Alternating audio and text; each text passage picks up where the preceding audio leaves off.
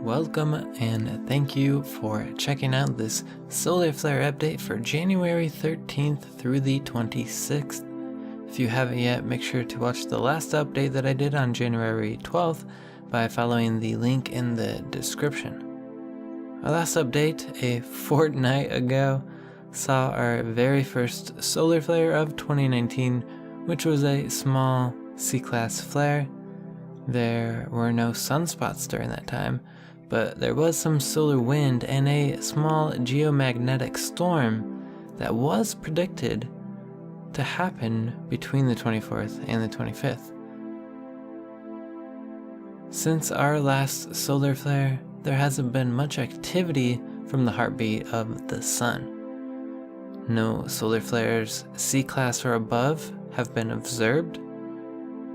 There is some B-class solar flares coming in from the new sunspot, which I'll tell you more about in a bit.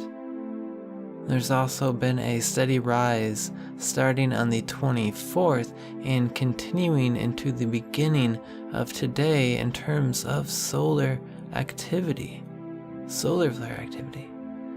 Could we see our second solar flare soon? That's a C-class or above? We shall see. The steady increase of solar activity began to occur at the same time as the geomagnetic storm that was forecasted in the last update.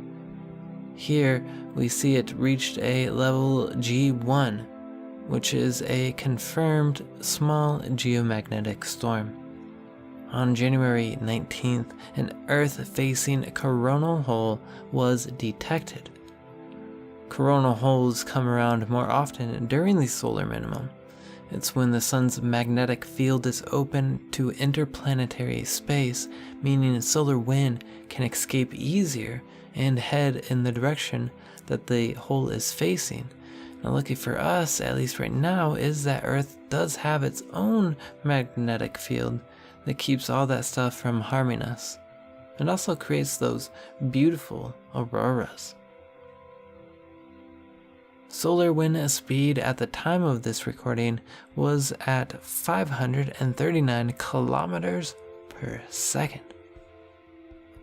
Now to get to the new sunspot.